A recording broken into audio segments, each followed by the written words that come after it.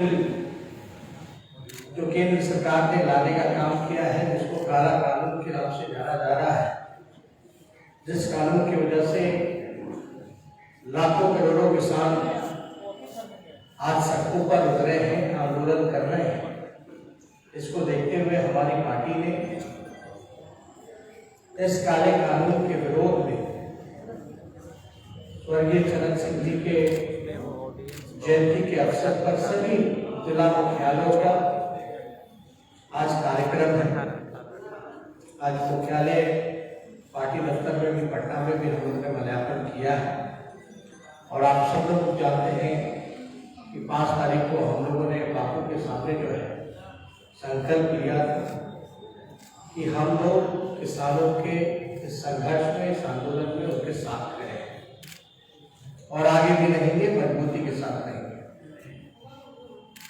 हम लोगों ने कई बार इस बात को उठाया है कि किसान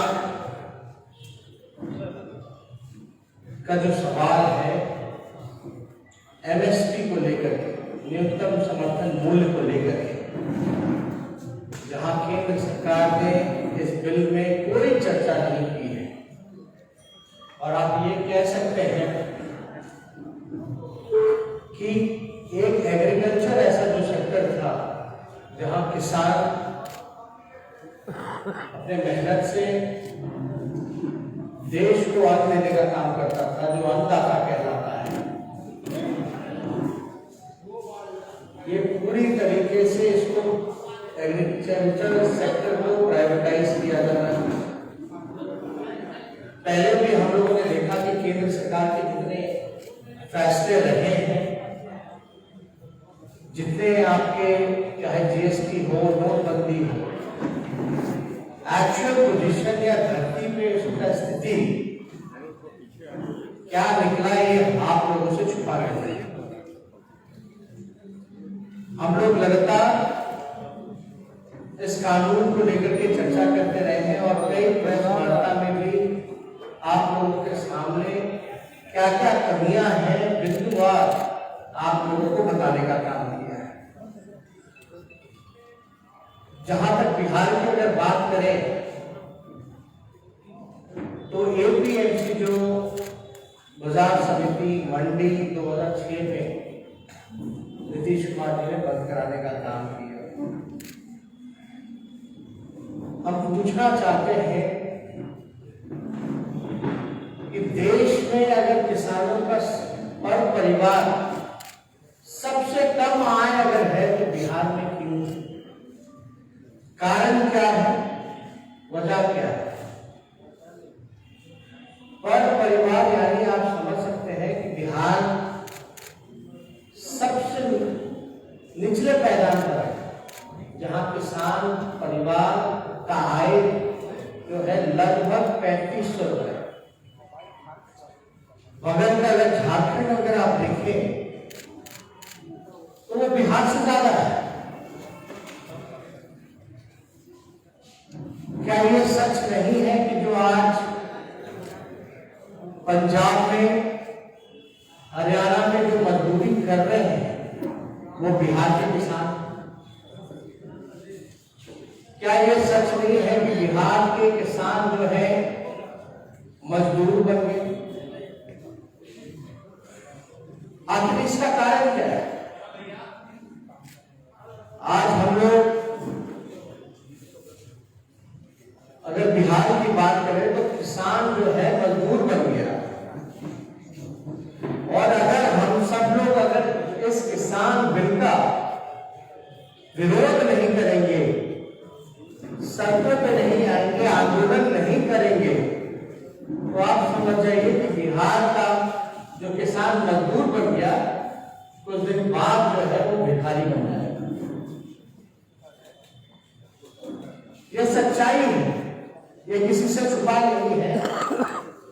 हम लोगों के पास सारे सर्वे डॉक्यूमेंट्स वगैरह रखे हैं जहां ये साफ स्पष्ट दिखाता है कि बिहार के किसान जो है मजदूर बनते चले गए। देश भर में आय सबसे कम बिहार के किसानों का है। ये सच्चाई है। इसलिए हम सब लोग जितने हमारे बिहार के किसान हैं, किसान संगठन हैं, हम लोगों ने पहले भी अपील की थी, अभी भी अपील किया है कि सब लोग जो है इस काले कानून का विरोध करें। एयर इंडिया की स्थिति आपने देखी, रेलवे की स्थिति आपने देखी, BSNL की देखी, LIC का देखा, हर तरीके से जो है इसका निजीकरण किया जा रहा है। और दुर्भाग्य है कि कुछ ऐसे नेता जो है जो केवल चमचाई के बहाने किसानों को गालियां दे रहे हैं, हद्दी गालियां दी गई, न्यूज चैनलों पर बैठ करके दिन भर कुछ लोग जो है गालियां देते हैं, किसानों को दलाल बताया जा रहा है, किसानों को धोखा बोला जा रहा है, खालिस्तानी बोला जा रहा है। तो हम लोग सब लोग पूरी देश की जनता और किसान जो है इस चीजों को देखने का काम करें। अब बार बार हम लोग बात करते हैं बिहार की, तो बिहार में अगर हमारे पास जो डाटा है, अगर आप देखा जाए कि सरकार का जो टारगेट होता है, चाहे धान अधिप्राप्ति को लेकर के या आपका गेहूं के अधिप्राप्ति को लेकर के, तो अपने टारगेट को पूरा नहीं कर पाते। अगर 2018, 19, 20 देखा जाए तो 3 लाख मीट्रिक टन सरकार का टारगेट था कि हम धान की अधिप्राप्ति करें। हुआ कितना? उसका आधा भी नहीं। उसी तरीके से अगर आप गेहूं का देखा जाएगा तो उसमें तो कुछ हो ही नहीं। 2019-20 में फिर से 30 लाख मीट्रिक टन रखा गया और वो लक्ष्य को भी उन लोगों ने प्राप्त नहीं किया। 2018-19 में देखिएगा तो 16 लाख मीट्रिक टन ही धान की अधिप्राप्ति हुई, 20 लाख मीट्रिक टन ही धान की अधिप्राप्ति हुई। यानी सरकार जो अपना लक्ष्य रख रहा है, उस लक्ष्य को भी जो है वो पूरा नहीं कर रहा, जो 30 लाख मीट्रिक टन का है। और कई केंद्र मंत्री आकर के नीतीश जी के घर बख्तियारपुर जाकर के वो किसानों को सलाह देने का काम कर रहे हैं। नीतीश जी के घर जाकर के, जिनको ये नहीं पता है कि कितना गाय का खान होता है, कितना कौन सा फसल होता है, वो सब जो है आज किसानों को लेकर के आज चर्चा कर रहे हैं। लेकिन उन सभी लोगों को, जो लोग चर्चा कर रहे हैं, मेरा साफ सवाल है, खासतौर पे बिहार के किसानों को लेकर के, क्योंकि आय देश भर में सबसे कम की। बिहार के कितने MP बीजेपी के हैं, सत्ताधारी दल के हैं, JDU के हैं, कितने केंद्र मंत्री हैं या राज्य सरकार है।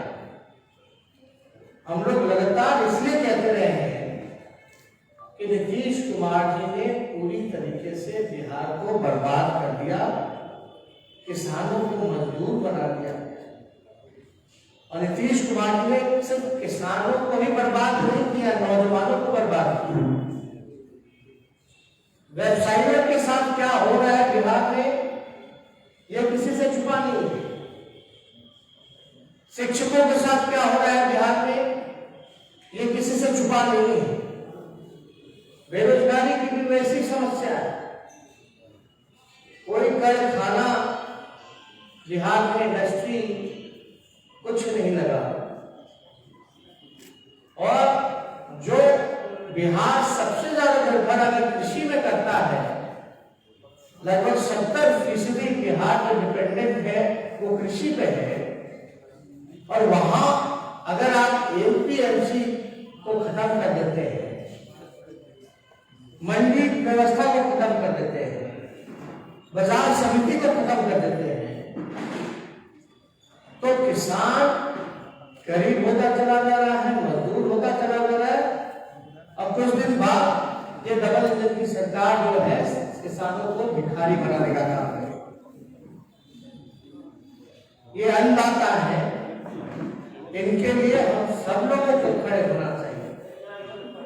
और हम तो ये मांग करते हैं नीतीश कुमार जी से भी और केंद्र सरकार से भी, एमएसपी को लीगलाइज किया जाए।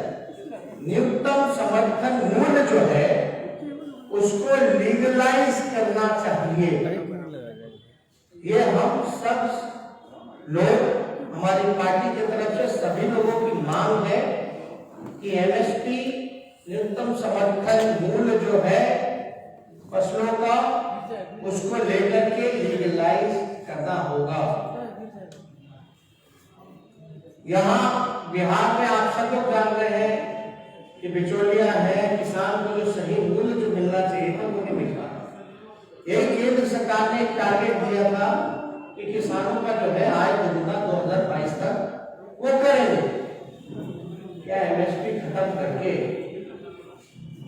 जब किसानों को फसल का सही मूल्य ही नहीं मिलेगा, यानी ठीक से आ ही नहीं होगा, तो उसको दोगुना कैसे करें? किसान को चाहे बिहार में भी अगर देख ले तो अभी क्या है, धान अगर न्यूनतम अगर समर्थन बिल अगर तय अगर किया गया है 1800 का, तो कितने में खरीदारी हुई? 800, 900, 1000। ये बड़ी समस्या है और बिहार के मुख्यमंत्री इस पे चुप्पी साधे हुए हैं। 18 किसान सड़कों पर आंदोलन करते करते शहीद हो गए, उनकी मृत्यु हो गई, फिर भी सरकार को थोड़ी सी भी चिंता या एक ट्वीट करने के लिए, जो बात बात पे सेलिब्रिटीज को भी बधाइयां देते हैं, किसानों के मौत पर जो शहीद हुए उस पर कोई टिप्पणी, कोई श्रद्धांजलि, कोई वक्तव्य चाहे बिहार के मुख्यमंत्री का या देश के प्रधानमंत्री का हम लोगों ने नहीं देखा। तो ये साफ दिखाता है कि जिस बात को हम लोग पहले से कहते रहे हैं कि ये डबल इंजन की सरकार, नीतीश कुमार जी या बीजेपी के लोग, ये लोग किसान विरोधी है, मजदूर विरोधी है, नौजवान विरोधी है, ये बात जो है साबित हो चुका है।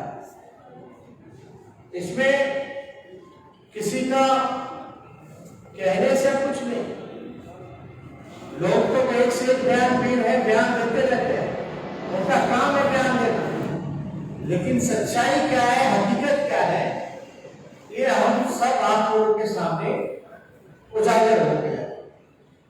उसके हम लोग सब लोग आज चौधरी चरण जी की जयंती के अवसर पर पूरे बिहार में हर जिला वार हम लोग जो है हमारे पार्टी के वर्कर नेता उनको श्रद्धांजलि देते हुए इस आंदोलन को मजबूत करने का काम करते हैं।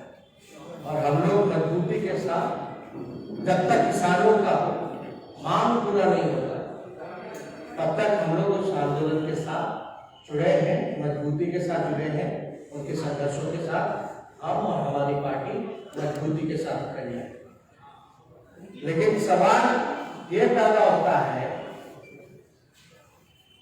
ये तो जवाब नीतीश कुमार को देना चाहिए, हाउस में भी नहीं देते, विधानसभा में भी नहीं देते कि भाई आय आखिर किसानों का काम क्यों है, बिहार सबसे फिसड्डी क्यों है। क्या ये सच नहीं है कि पंजाब हरियाणा में या कहीं बॉम्बे में कहीं काम अगर कर रहे हैं बिहार के लोग, तो बिहार के किसान ही थे। तो इसलिए हम लोग सब लोग इस चीज को लेकर के चिंतित हैं कि एपीएमसी रद्द हुआ, बिहार के किसान मजदूर हो गए, पलायन कर गए, और मजदूरों के साथ नीतीश कुमार जी ने क्या किया ये किसी के साथ छुपा नहीं है। और अगर हम अभी खड़े नहीं होंगे तो हमें डर है कि जो किसान जो है वो पूरी तरीके से नीतीश कुमार जी और डबल इंजन की सरकार इनको भिखारी बनाने का काम। इसलिए हम लोग सब लोग आप लोगों के बीच अपनी बात हम लोगों ने रखने का काम किया। तो सवाल होगा तो एक करके आप लोग जब बिहार में मंडी समाप्त कर दी गई उस वक्त आप और आपकी पार्टी ने आंदोलन क्यों नहीं किया, और आज जब इसका विरोध आपने भी आंदोलन की शुरुआत क्यों कर दी? जिनका मेमोरी काम है उनको शायद ये नहीं पता था, उस समय भी इसका विरोध हमारे पार्टी ने किया। विधानसभा में भी अगर प्रोसीडिंग निकाला जाए तो आपको रिकॉर्ड में मिल जाए। तो ये वही लोग बोलते हैं जिनके पास बोलने के लिए कुछ नहीं। जो आरोप लगा रहे हैं उनसे सच ही पूछिए ना। क्या वो मानते हैं कि बिहार के किसानों का आय सबसे कम है देश भर में? क्या बिहार के किसान मजदूर बन गए? कारण क्या है? और जो एपीएमसी खत्म किया गया, मंडी व्यवस्था खत्म की गई, बाजार समिति खत्म किया गया, तो उसका फायदा हमको कैसे मिल रहा है? क्या कौन सा फायदा मिल रहा है? किसानों को कौन सा लाभ मिल रहा है? कौन सी व्यवस्था सुधर गई है? या क्या किसानों का आय दोगुना हुआ एपीएमसी रद्द करने के बाद? तो ये सवाल है, ये सवाल का जवाब उनके पास नहीं है, इसलिए ये बवंडर क्रिएट किया गया। आज किसान सड़कों पर है तो आज बीजेपी के लोग हर जगह सम्मेलन कर रहे हैं किसान सम्मेलन।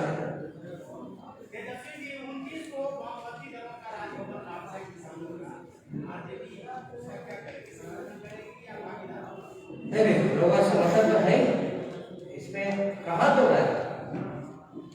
जिस मुद्दे को लेकर के वो लोग राजभवन मार्च कर रहे हैं, उसी मुद्दे को लेकर के उससे पहले तो आप लोग बापू के सामने संकल्प ले लिए और हम लोग तो साथ में हैं। हम लोग तो वो लड़ाई पहले से लड़ रहे हैं। और हमारा तो अगर विधानसभा भी जो ये अभी चालू हुआ था, जो सत्र था, उसमें भी सदन के बाहर सदन के अंदर हम तीनों पार्टियां जो है लेफ्ट के हो, कांग्रेस के हो, आरजेडी के हो, साथ खड़े रहे इस मुद्दे को लेकर के। तो हम लोगों का तो सहयोग समर्थन है। हम लोग समर्थन किसानों के साथ, हमारा संगठन किसानों को लेकर के। आज किसान सड़क पर है और 18 किसान जो है वो शहीद हो चुके हैं, लेकिन कोई प्रतिक्रिया नहीं आती। जिन्होंने अपनी जान गंवाई है उन पर एक टिप्पणी नहीं करता। 2021 में चुनाव होना तय है। आपको पता तो था नहीं पहले कि 2015 में चुनाव हुआ, भारी मेजोरिटी के साथ हम लोग जीत करके आए। और बिहार का अगर इतिहास देखिए, 4 साल में 4 सरकारें बनी और हमने तो अपने कार्यकर्ता, अपने जितने नेता हैं, हम सब लोगों से कहे कि भाई कभी भी चुनाव हो सकता है, आप तैयार रहें। तो कोई भी पॉलिटिकल पार्टी वो तो चुनाव के लिए हर वक्त जो है वो तैयार होना चाहिए। स्थिति परिस्थिति कैसे बदलती रही है बिहार में, इतिहास के बाहर है, इसमें तो हमको ज्यादा कोई टिप्पणी नहीं करना।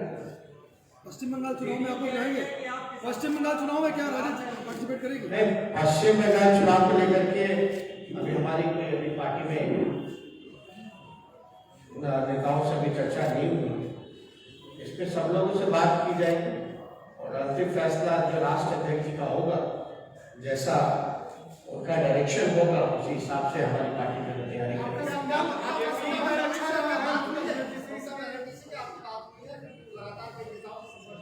आपके विधायक भी वहां रहे हैं पहले? नहीं, चुनाव तो हम लोग लड़ते रहे, बहुत जगह लड़ते रहे। हम लोग राजस्थान हो, यूपी हो, झारखंड है, बंगाल है, नॉर्थ ईस्ट के मणिपुर में हमारे 4 विधायक हैं। लेकिन इस पे फैसला जो होगा वो राष्ट्र अध्यक्ष जी का होगा कि चुनाव लड़ना है नहीं लड़ना है। और बातें फॉर्मली तो सबसे होती रहती है, पॉलिटिकल लोग हैं, ऑपोजिशन के लोग हैं, तो आपस में सब लोगों से बातचीत होती रही। लेकिन बंगाल चुनाव को हम लोगों का वही समर्थन होगा जो बीजेपी को होता है। बीजेपी चुनाव आयोग गई है आपके नरकटिया के विधायक को शिकायत लेकर, उनका कहना है कि चुनावी हलफनामे में उन्होंने अपने आपराधिक मामले को छुपाया। उस पर कोई दम नहीं है, हम लोगों के पास कोई दम नहीं है। असली विषय इलेक्शन कमीशन से हम लोगों ने रिकॉर्ड मांगा। कई हमारे जो उम्मीदवार प्रत्याशी चाहे शक्ति की हिंसा से हो, मुंगेर के हो, परबत्ता के हो, ऐसे कई हमारे प्रत्याशी जो है कोर्ट गए हैं और कोर्ट ने केस को एडमिट किया है। हमारे पास एविडेंस है, तथ्य है। मुंगेर में तो हद हो, मुंगेर में जितनी वोटें नहीं थी उससे ज्यादा वोटों की गिनती होगी। मान लो 2 लाख वोट पड़ा तो 2.25 लाख की गिनती होगी। ये तो अद्भुत है ना। और हम लोगों के पास, हमारे प्रत्याशियों के पास तो कोई उपाय ही नहीं है। हम लोगों को न्यायालय में पूरा भरोसा है और न्यायालय का हम लोगों ने दरवाजा खटखटाया है और हम लोगों को पूरा विश्वास है कि जल्द से जल्द न्यायालय जो है इस पर फैसला लेगी और लोकतंत्र को बचाने का काम। इस दौरान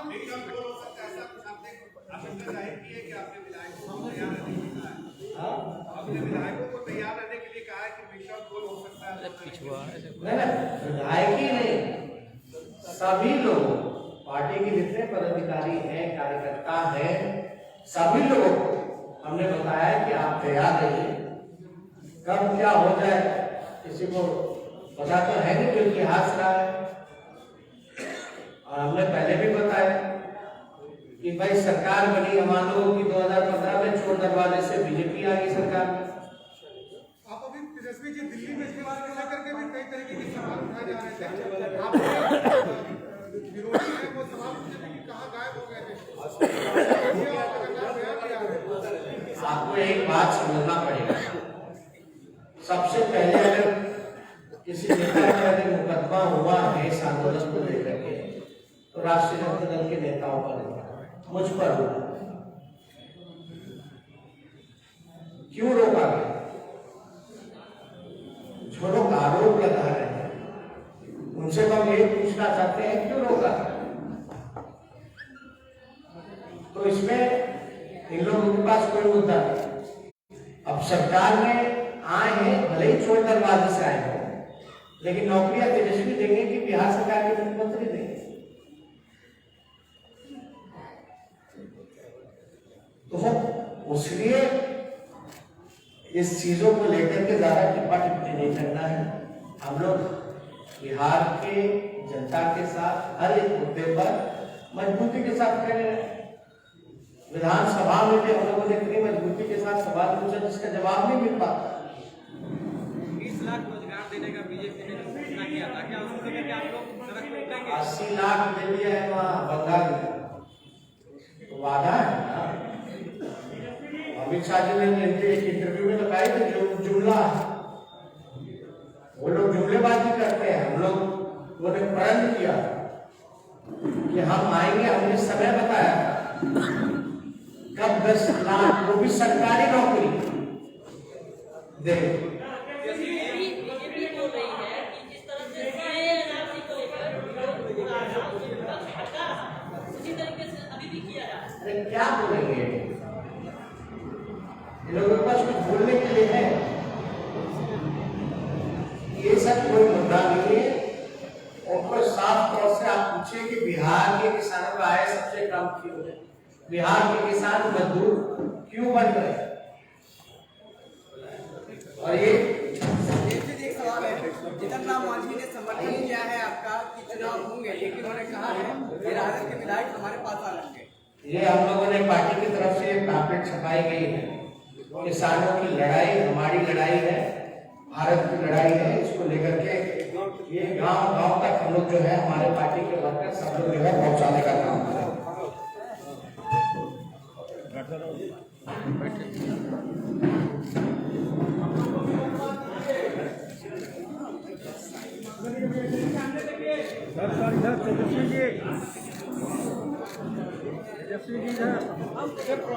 इधर भी थोड़ा दिखा दीजिए।